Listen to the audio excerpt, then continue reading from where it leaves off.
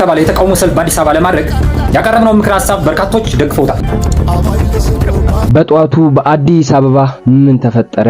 ማንም ያልጠበቀው ክስተት። ሰላም ውድ የዩቲዩብ ተመልካቾቼ፣ ዛሬም ደግሞ በዩቲዩብ ቪዲዮ ወደ እናንተ ተመልሼ መጥቻለሁ። እንደምን አደራችሁ፣ እንደምን ዋላችሁ፣ እንደምን አመሻችሁ በያላችሁበት ሰዓት አቆጣጠር አሜን። የአምላካችን የልዑል እግዚአብሔር ስም እየተመሰገነ ይሁን። ሀገራችን ኢትዮጵያን ተዋህዶ ሃይማኖታችን በተመለከተ ዛሬም ወቅታዊና አዲስ መረጃዎችን ወደ እናንተና ዝግጅታችንን ጨርሰን መተናል። እስከ መጨረሻው ድረስ እንድትከታተሉን እነሆ ጋበዝናችሁ። ቴዲ አፍሮን በተመለከተ እንግዲህ ብዙ መረጃዎች በሰዓት እየወጡ ይገኛሉ። ሚስቱም እንግዲህ አምለሰት ሙጬ በሰዓት እያለቀሰች እንደሆነ እየተመለከተን እንገኛለን። እንደዚሁም ስለ ቴዲ ብዙ ሐሳቦች እየቀረቡ ይገኛሉ። የቴዲ አፍሮ ቤት አሁንም እንግዲህ እንደተከበበ በድጋሚ እየተነገረ ይገኛል ማለት ነው። እነሱና አጠር ያሉ የተለያዩ መረጃዎች አሉ። ተመልክተን እንመለስ። መጨረሻ ላይ ሐሳብ እንሰጥባቸው ይሆናል። ወደ ቪዲዮቹ። በሰው እንባ የምትገነባ ሀገር፣ በሰው ለቅሶ የሚቆም የሀገርነት ማገር፣ በሰው መገፋትና በሰው መበታተን ውስጥ ላይ ሊቆም የሚችል መንግስት የለም። ይህንን የዓለማችን ታሪክ የመጽሐፍቶች ታሪክ አያሳየንም።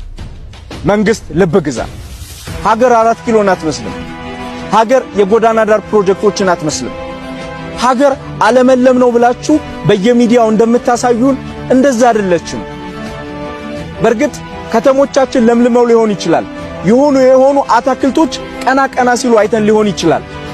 ቀና የሚል አትክልት እንዳለ ሁሉ ልቡ ለዘላለም የተሰበረ አንገቱ ለዘላለም ወደ መሬት አቀርቅሮ የቀረ በሐዘን ብቻ በምሬት ብቻ ቀን ከሌት እንዲገፋ የተፈረደበት ግለሰብ አለ፣ ቤተሰብ አለ። የወንዝ ዳር አትክልት ሲለመልም የወንዝ ዳር ፕሮጀክት ከፍ ሲል አብሮ ከፍ የሚል ሰው ካልፈጠር ወድቀናል። ሰው በማትፈጠር ሀገር ውስጥ ላይ የሚፈጠር የትኛውም አይነት ፕሮጀክት ባልተፈጠረ ሰው የሚጠፋ ነው። የኮሶ መድኃኒት ባህሪው እየመረረ ትውጣለ ግን ያሽራል። አንዳንድ ጊዜ በቃ ጥበብ የጠራቸው ሰዎች አሉ፣ ይቃወሙ ይደግፉ። ይሄን አምና ደግሞ መቀበል ትልቅነት ነው እና እኔ ቴዲ የጥበብ ሰው ነው በጣም።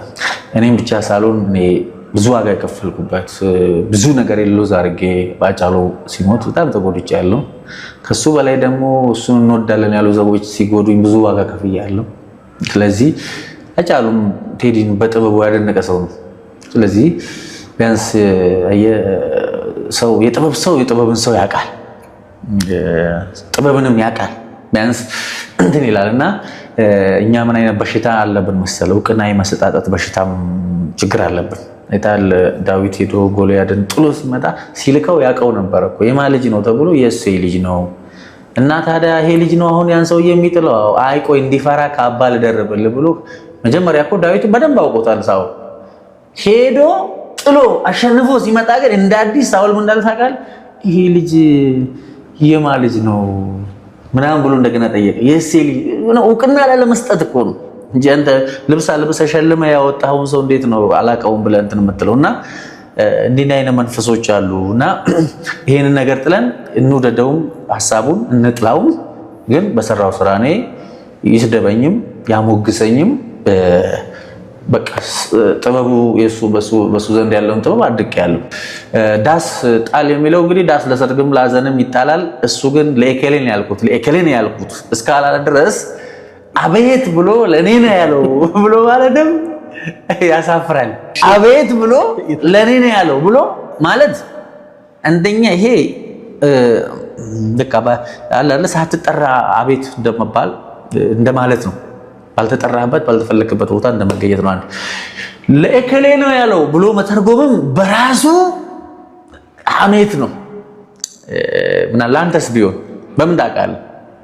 አሁን ወደ ዳስጣል የሚለውን ወደ 2 ወደ 3 ወደ 4 ትርጉም ልተረጎመው ይችላል። እኔ ምናልባት እንደ ሀገር ሰው አንዳንድ ሰው እንደሚያስበው እንደ ሀገር ለከሌ ነው ብሎ እንደሚያስበው ምናምን ልተረጉም ትችላለህ። ግን ደግሞ እኔ ሀገር ካልመራው ሀገር ፈርሳ ትገኛለች ያለ ቡድንም እስካሁን ሀገር አልመራም፣ ቦታው ላይም አልመጣም። አንተም እዛው ዳስጣል እያለው ከሆነስ አብይን እጁን ጠምዝዘን እንደዚህ ስልጣን እንቀበለዋለን ያላካላል። አንተም እዛው ዳስጣል። አይ ቅድሙና ህልምና ፈቺው እንትን ጥበብ ሙዚቃ እንደፈቺው ነው ያልኩ። ለዚህ ጆሮውን ጠምዝዘን የሚኒሊክ ልጅ ምናምን አብይ እዚህ ገብቶ ብሎ ኦሮሞ ነጃዋሩላ ተነስቶ ምናምን ብሎ በቃ ዳስ ታላንተም አትገባም 4 ኪሎ አትመጣም። አየህ አፈታት አሰማም ነገሮችን ምትረዳ ከኔ በላይ ደግሞ እሱ የሚያቀርብ እዚህ ላይ አንተ የተረዳውን ነው። አዎ ቴዲ አፍሮ ጋብዘነዋል ዲል የፈለገውን ነገር በሁሉም በኩል ይለናል ብለን ተስፋ አደርጋለሁ። ግን እንደ አንድ ኦዲየንስ ተመልካች አሁን በየአካባቢያችሁ ያዘናችሁ ዳስ ጣሉ ብለናል። የፖለቲካ ሐሳቢያችሁ አይደል ያለው ዳሳችሁ ጣሉ ሊሆን ይችላል። በቃ መልካም ወደ ሁለተኛው ሐሳብ እንምጣ። ወደ ግጥሙ ስትገባ ያው ብዙ ግጥሙ የራሱ አገላለጽ አለው። ሀገር ስትሞት የሚል ነገር አለ። እሱን ግጥም እንዴት ተረዳው? እንዴት አየህ? ሀገር የሞተበት የት ያለቅሳል ሄዶ አይነት ነገር ነው። ብዙ ጊዜ በነገራችን ላይ አሁን ጊዜ ሞታለች ሀገር ብለው የተረጎሙም አሉ። አላለብሱ ሀገር የሞተበት እንደ ሀገር ብትሞትብን የት ባለፈው ተናግሬ ያለው መጋቢ አዲስ ሼቱ አንድ የሆነ ብቻ ሚዲያ ላይ ሲናገሩ ሰምቻለሁ። በጣም በጣም በጣም በጣም በጣም ማደንቃቸው ሰው ናቸው። ምን ይላሉ መሰለህ? ለማበድም ሀገር ያስፈልጋል ይላሉ። ለማበድ ማለት ነው።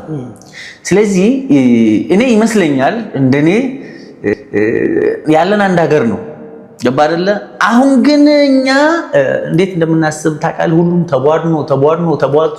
ተቧጭቆ የት ገብቷል? መንደር ውስጥ ገብቷል። አማራና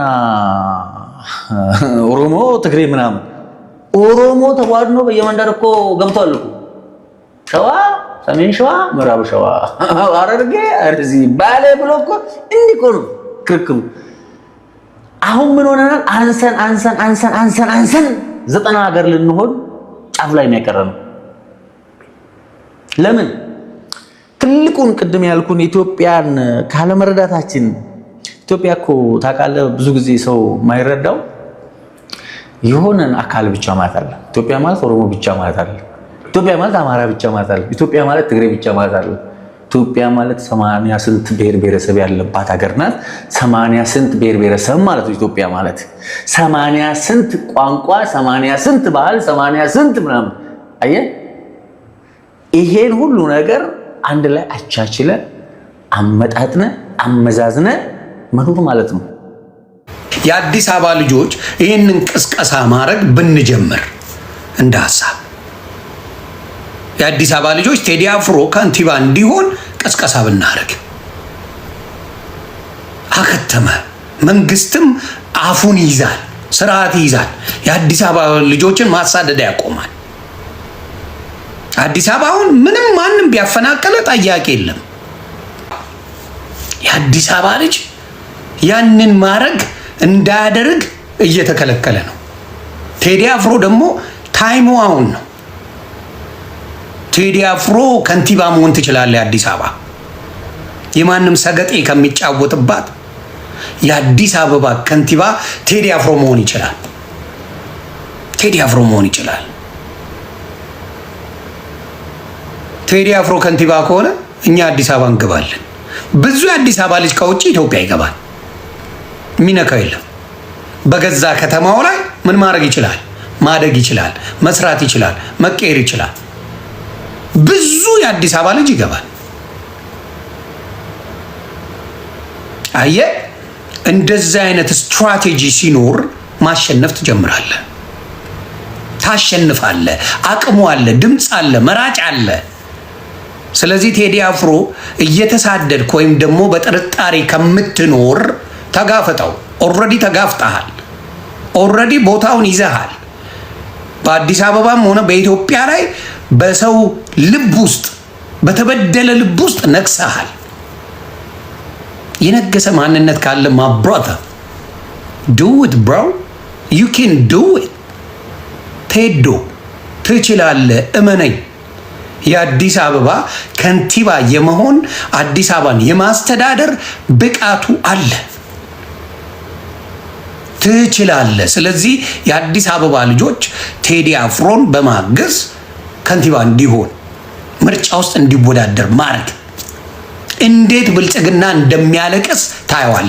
ተበላን ነው የሚል። ምክንያቱም ትልቁ በጀት ለቴዲ አፍሮ አድርሱልኝ። ትልቁ የኢትዮጵያን በጀት የያዘችው አዲስ አበባ ናት። ትልቁን በጀት የያዘችው አዲስ አበባ ናት። አዲስ አበባን ከያዝክ አለቀ። ስለዚህ ይሄንን ሀሳብ ለቴዲ አፍሮ ቢቀርብና ቴዲ አፍሮ ኮንሲደር አድርጎት ጉዳዩ ውስጥ ገባ ማለት አከተመ። ቴዲ አፍሮ አክቲቪስት መሆን አይችልም ነው አይደል ያልከው ዶክተር አብይ? አክቲቪስት መሆን ካልቻለ ገስዋት አዲስ አበባ መምራት የሚችል ቴዲ አቅም አለው፣ ብቃት አለው፣ በደንብ አለው ብቃት። ስለዚህ ላንተ ካሙዙ የሚባል ዶማ ከቻለ ቴዲ አፍሮ የማይችልበት ምንም ምክንያት የለም። በአፍሪካ ታሪካዊ የተባለ የተቃውሞ ሰልፍ በአዲስ አበባ ለማድረግ ያቀረብነው ምክር ሀሳብ በርካቶች ደግፈውታል እና ለመሳተፍም ዝግጁነታቸውን አሳይተውናል። ስለዚህ ሰልፉ ይደረጋል ማለት ነው። አሁን ዋናው ጥያቄ መቼ ይደረግ የሚለው ነው። ይሄ በስሜት ሳይሆን በስሌት ነው መወሰን ያለብን። ለምሳሌ ቀላል የማይባሉ ሰዎች ነገ ይሁን ነገ እሑድ ሚያዝያ 11 ብለዋል። ሌሎች ኮሜንት ላይ ሚያዝያ 25 ብለዋል። በርካታ ሀሳቦች ደግሞ ሚያዝያ 30 ይሁን። ምክንያቱም ሚያዝያ 30 ታሪካዊ ቀን ነው። 1997 ሚያዝያ 30 ነው በርካታ የአዲስ አበባ ወጣቶች የተጨፈጨፉ የሚሉ ሀሳቦች ቀርበዋል። ስለዚህ አሁን ሀሳባችን ስንወስን እቅድ አውጥተን መሆን አለበት። እኛውን ሰልፍ ስንወጣ ዝም ብለን እንደ ከብት ተነድተን ወጠን ተመልሰን ለመግባት መሆን የለበትም። እቅድ ማዘጋጀት አለብን፣ የሚተገበር ለውጥ የሚያመጣ። እኛ ሞተን ሌላው ያልወጣውም ይሁን በቤት የተቀመጠው በጭቆና ላይ ያለው ማህበረሰብ ነፃ እንዲወጣ ነው ዓላማችን። ስለዚህ ያንን ግብ ማሳካት አለብን። ስለዚህ ነገ የሚለው የሚያስማማን አይመስለኝም ብዙዎቻችን። ምክንያቱም ለበርካታ ነገር መዘጋጀት አለብን። ሰልፍ ከመውጣታችን በፊት ሰልፍ ወጠን ዓላማችን ሳናሳካ ወደ ቤታችን አንገባ። ለምን 365 ቀን ጎዳና ላይ አንቆይም? ዓላማችን አሳክተን ነው ወደ ቤታችን የምንመለስ። ታሳቢ መደረግ አለበት። ይሆናል ብዬ ያሰቧቸው ሚያዝያ 25 ወይም ሚያዝያ 30 ነው። ስለዚህ ከሁለቱ ምረጡና ዓለምን የሚያስደንቅ የሚያስገርም ታሪካዊ የተባለ የፓን አፍሪካ አብዮት ነው የምንለው። አንድ አርቲስት አክቲቪስት መሆን ካማረው የአርቲስትነት ካባና ክብር እየወደቀ መሆኑን ማወቅ አለበት። አርቲስትና አክቲቪስት ልክ እንደ ድመትና እንደ አንበሳ ናቸው። ድመትና አንበሳ አንድ አይደሉም። በአማርኛ ዘይቤያዊ አነጋገር ግን ድመት እንደ አንበሳ ልትባል ትችላለች። እንደ ካለ ዘይቤ ነው። እንደ አንበሳ መሆን ያማራት ድመት ግን አይጥ የማደን አምሮቷን አሽቀንጥራ መጣል አለባት። እንደ አንበሳ መሆን ያማራት አይጥ እያደነች አይሆንም። አንበሳ አይጥ አያደንም። ልቧ እንደ አንበሳ ይፈልጋል፣ ውሎዋ ግን አይጥ ሰፈር ከሆነ ተለያዩ ማለት ነው። አርቲስት ይገርማቸዋል። በጣም ምርጥ አርቲስቶች ሳይቸግራቸው ይነካኩና መመለስ ያቅታቸዋል። ይህ ቆጥራችሁ አንዴ እዛ የተነካካ አርቲስት ያ የምታደንቁት የምትወዱት ሰው የለም፣ አሁን የለም። ምክንያቱም ያ ነገር ያበላሻል። ቴዲ አሁን ካልኩሌት ያደርጋል። አብይ አህመድ ልሰራው አልሰራው እንደማንም ተጋሩ እንዲያርገው የሚያስረው አብይ ዝም ብሎ ግባ እያለ አይደለም የሚያስረው። የአዲስ ስታንዳርድ ማኔጂንግ ዳይሬክተር ሄዶ ዝም ብሎ አስሮት የለም፣ ተራ ነው። በሲሲቲቪ ካሜራ የተገኘው ቪዲዮ አይታችሁታል። ማኔጂንግ ዳይሬክተሩ ሚሊየን ድሮ ነው የማውቀው ጠንካራ ልጅ ነው። ኮተቤ ዩኒቨርሲቲ የመጀመሪያ ዲግሪው የጌታቸው ረዳ ጓደኛ ነው። በነገራችን ላይ በዚህ አጋጣሚ አላማጣ ልጅ ነው። አላማጣ ሃይ ስኩል የተማረው የጌታቸው ረዳ የቅርብ ሰው ጓደኛው ነው። መቀሌ ዩኒቨርሲቲም የላንጉዌጅ እንግሊዝኛ ትምህርት ቤት እንግሊዝኛ ዲፓርትመንት አስተማሪ ነው፣ ሌክቸረር ነበር ለበርካታ ዓመታት። አዲስ ዩኒቨርሲቲ ትምህርቱ ጨርሶ ሁለተኛ ዲግሪ ምናምን ሶስተኛ አላውቅም፣ ግን እኔ እስኩለኛ ዲግሪ ትዝ ይለኛል። በጣም ብቁ ፕሮፌሽናል ሰው ነው። ሚሊየን ማለት የአዲስ ስታንዳርድ ማኔጂንግ ኤዲተሩ ዳይሬክተር እዛ አዲስ አበባ ትላንት ያሰሩት ምንም አይደለም። እንደ ቴዲ አፍሮ ቢሆን አይታሰርም። ይሄ ሰውዬ ማንቆርቱ ይዞ አስረውታል። ቴዲ አፍሮ እንጅሩ ቴዲ አፍሮ አይቻልም። ህዝቡ የኢትዮጵያ ህዝብ ቴዲን ማሰር ማለት የአብይ አህመድ የመጨረሻ ቀን ነው። አብይም ያውቃል፣ ኦህዴድም ያውቃል። ማሎ ይላል አሁን በዚህ ሰዓት ኦህዴድ ማሎ ነው የሚለው። ምን ላድርግ ነው እንደዛ አይደል? ማሎ ኦህዴድ እንደዛ አይደል? ህዝቡ የኢትዮጵያ ህዝብ አሁን ትንሽዬ ነገር ነው የሚፈልገው። ትንሽ የካ ክፍለ ከተማ እንደዚህ ሆነ ሲባል በአንድ ቀን የካ አይደለም ሰበታ ህዝብ የሰበታ መጥቶ ነበር መንግስት የተነካ ብሎ ሊመጣ ነበር፣ የሰንዳፋ ብሎ ነበር፣ የምናምን ብሎ ነበር የሚለው ነገር አዲስ አበባ በአንድ እግሩ ቆሞ እንደዚህ ብሎ 4 ኪሎ የሚከብበት እድል የሚፈጠርበት ነው። እና ሰበብ ነው የሚፈልገው የኢትዮጵያ ህዝብ ሰበብ ነው የሚፈልገው። እዚህ ላይ ደርሶበታል። ጭንቅላቱ ላይ ነው ያለው ሁሉም ነገር ኤግዞስት አድርጎ እና የሆነ ምክንያት ነው ጫርክ የሚያደርግ ምክንያት ነው የሚፈልገው። and this thing አብይ ያቃታል። ታዲያ ምንድን ማድረግ ያለበት? አጎንብሶ ማልቀስ ነው። ዳስ ጥሎ ማልቀስ ነው። እንደዛ ነው ያለው። ዳስ ጥሎ ማልቀስ ነው ያላት። ያው እንደምታዩት ዳስ ጣል ነው። አብይ አህመድ አጎንብሶ ዳስ ጥሎ ማልቀስ ነው። የቴዲ አንድ ብቃት ልንገራችሁ እዚህ ላይ የኢትዮጵያ ባንዲራ ምንድን ነው? ተመልከቱ። ስክሪን ላይ ያለው ተመልከቱ። ስክሪን ላይ ያለው አረንጓዴ ቢጫ ቀይ ነው አይደል? አረንጓዴ ቢጫ ቀይ ነው የኢትዮጵያ ባንዲራ አድርጎ ቴዲ የሚያምነው። አረንጓዴ ይሄ ልሙጥ ባንዲራ በሚባለው የሚኒሊክ የሚለው ዘፈን እሱ ነው የሚያምነው። እኔ አውቀዋለሁ፣ መብቱ ነው። የአክሱም ሐውልትን ተመልከቷት፣ አጨለማት። በጥቁር ትግራይ አዝናለች፣ ኢትዮጵያ አዝናለች፣ አክሱም አዝናለች፣ እያለቀሰች ነው። ዳስ ጥላለች አክሱም። የትግራይ ህዝብ ትግራይ ዳስ ጥላለች ነው የኔ ትርጉም ነው። ይሄ አልነገረኝም ቴዲ አልነገረኝም። እዚህ ላይ የኔ ትርጉም ነው። እና አንድ ጓደኛዬም በዛ ላይ ተረዳው። ኢትዮሪካ እንደምታዩት ነው።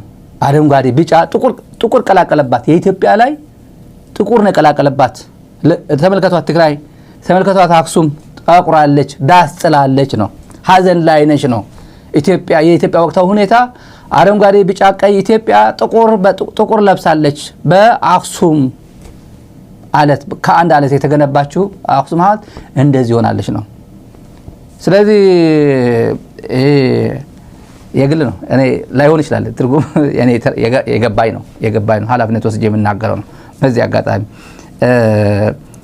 ምን ብልጽግናን ኦልሞስት ያኮላሸው ዘፈን በሉት አኮላሽቷል። ብልጽግና ዛሬ በቴዲ 8 ዓመት 7 ዓመት የጮኸው በ7 ደቂቃ ገለጸው። ቴዲ በ7 ደቂቃ 2 ደቂቃ ላምባባት የተወሰነችዋል ዳስጣል ምትላል። ዳስጣል ልቤ ዜማውን ዝም ብዬ ግጥሙን ነው ማነብላችሁ። አልችለውም፣ ዜማውን አልሸመደልኩትም። ዳስጣል ልቤ ከውስጤ ሀዘን ለቅሶ ሰው አይችልህ ደርሶ አለ ጊዜ ገና ያልነካሁት ራሴን ገና ነው እያልኩኝ አለ ጊዜ ገና ነው እያልኩኝ ራሴን በደልኩት። ለካ እንዲህ ነው ማለቅ እያሉ ነዶ ሀገር የሞተበት የት ያለቅሳል ሄዶ ሀገር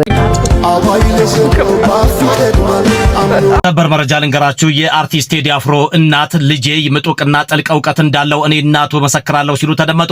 ወደዚህ ምድር ለመምጣቱ እኔ ምክንያት በሆነም ልጄ ግን የእኔ ብቻ አይደለም የመላው ኢትዮጵያዊ ልጅ ነው ሲሉም ተደምጠዋል። ምን ሆኖም ልጄ ያየውን የታዘበውን የገጠመውን ቢሆን ብሎ የሚያልመውንና እንዲሁም ደግሞ እንዲሆን የሚፈልገውን ሁሉ ይገጥማል፣ ያዜማል። ይህ ከማንም ጋር ቂም ጠብና ቁርሾ አያቅም ሲሉ የልጃቸውን ንጹህነትን በዛሬው ዕለት መግለጻቸውን ሰምተናል። ቴዲ በሚያስፈልገው ሰዓት የኢትዮጵያ ሕዝብ በሚፈልገው ሰዓት ተናግሯል። ሀቅ ነው ደግሞ የተናገረው።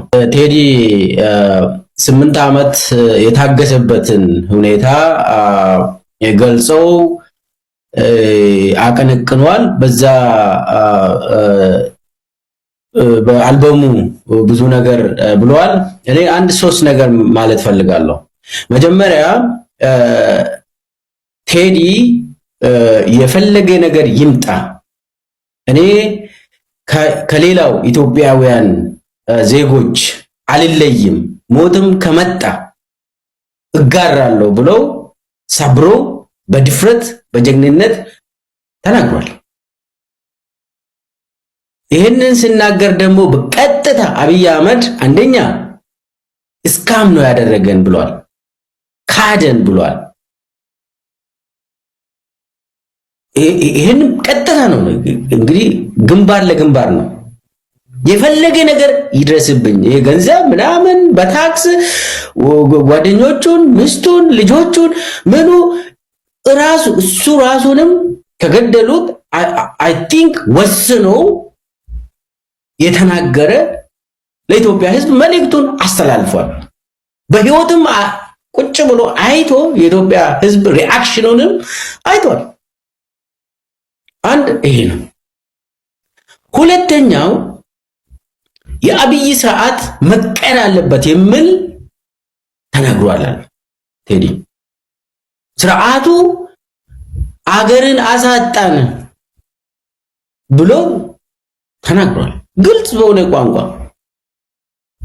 ስለዚህ መቀየር አለበት ብሎ ደግሞ ሊቀየርም ነው ብሎ ተስፋም ሰጥቷል።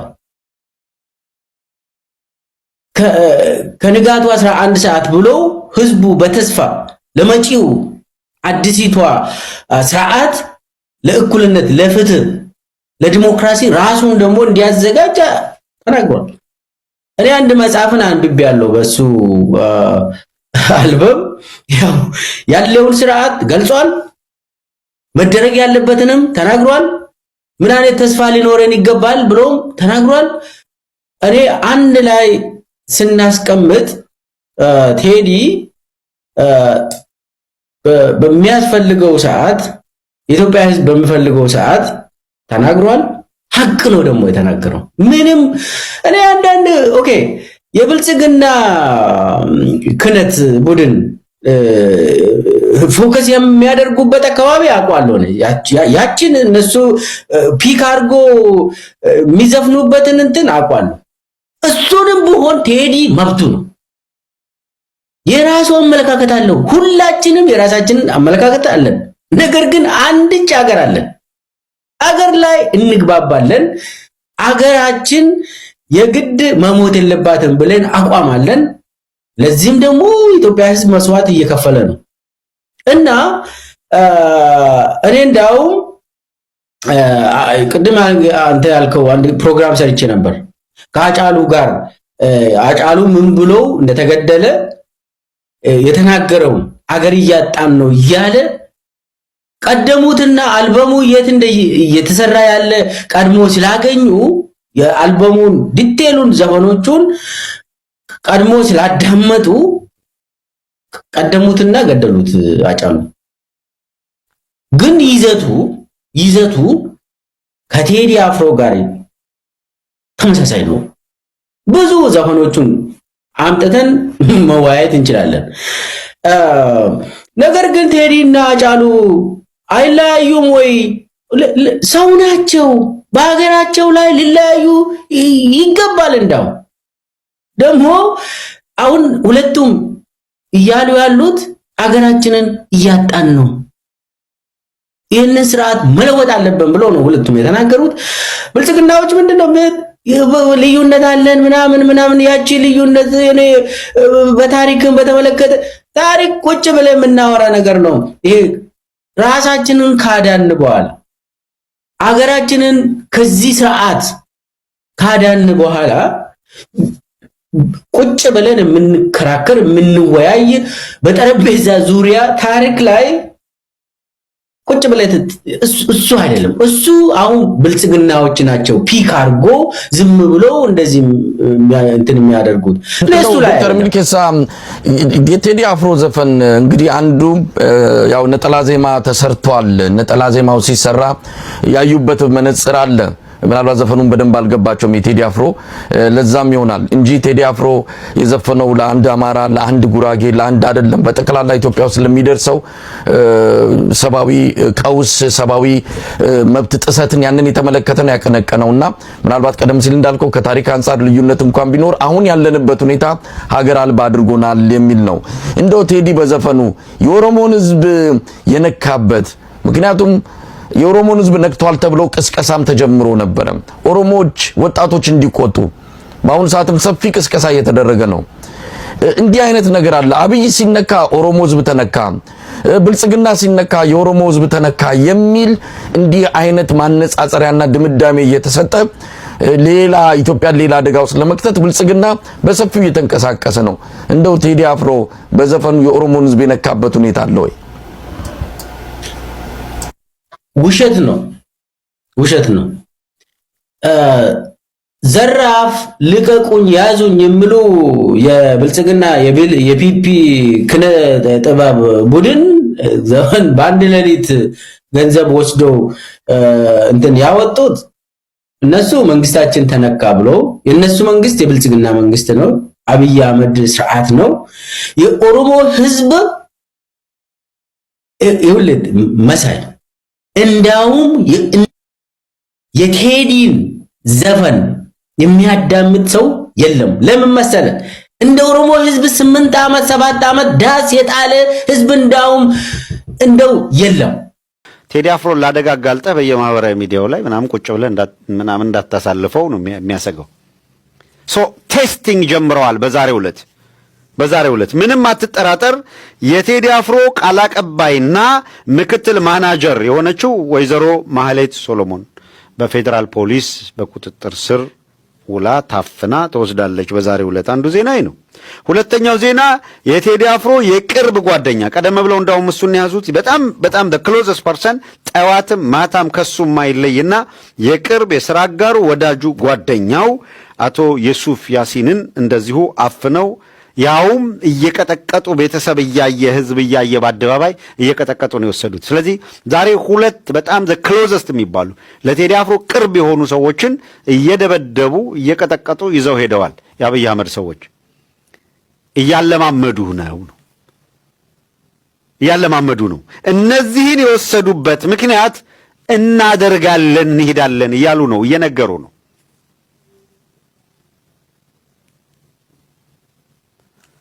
እስር መሞት እሱ ወስኖበት ነው፣ ቆርጦ ወስኖ አንድ ነፍሴ ከሀገር አትበልጥም ብሎ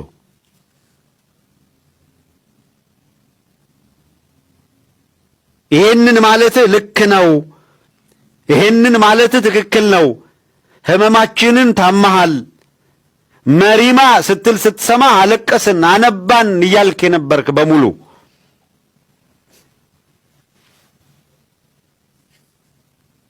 እየሆነ ያለውን በጥንቃቄ የሚከታተል በሙሉ ይሄ ስርዓት በእንደዚህ አይነት ሁኔታ እየተፈቀደለት እንዲሄድ በዝምታ ሊታለፍ የሚገባው አይደለም።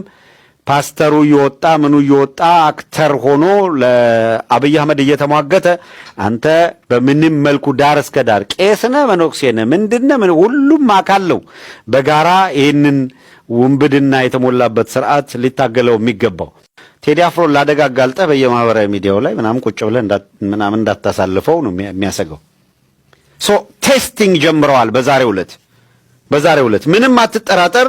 የቴዲ አፍሮ ቃል አቀባይና ምክትል ማናጀር የሆነችው ወይዘሮ ማህሌት ሶሎሞን በፌደራል ፖሊስ በቁጥጥር ስር ውላ ታፍና ተወስዳለች። በዛሬው ዕለት አንዱ ዜና ነው። ሁለተኛው ዜና የቴዲ አፍሮ የቅርብ ጓደኛ ቀደም ብለው እንዳውም እሱን ያዙት በጣም the closest person ጠዋትም ማታም ከሱ ማይለይና የቅርብ የሥራ አጋሩ ወዳጁ ጓደኛው አቶ የሱፍ ያሲንን እንደዚሁ አፍነው ያውም እየቀጠቀጡ ቤተሰብ እያየ ህዝብ እያየ በአደባባይ እየቀጠቀጡ ነው የወሰዱት። ስለዚህ ዛሬ ሁለት በጣም the closest የሚባሉ ለቴዲ አፍሮ ቅርብ የሆኑ ሰዎችን እየደበደቡ እየቀጠቀጡ ይዘው ሄደዋል። የአብይ አህመድ ሰዎች እያለማመዱ ነው። እነዚህን የወሰዱበት ምክንያት እናደርጋለን እንሄዳለን እያሉ ነው፣ እየነገሩ ነው።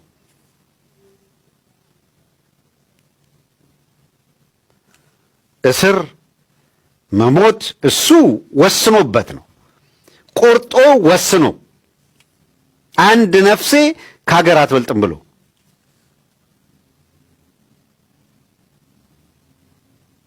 ይሄንን ማለት ልክ ነው፣ ይሄንን ማለት ትክክል ነው፣ ህመማችንን ታመሃል፣ መሪማ ስትል ስትሰማ አለቀስን አነባን እያልክ የነበርክ በሙሉ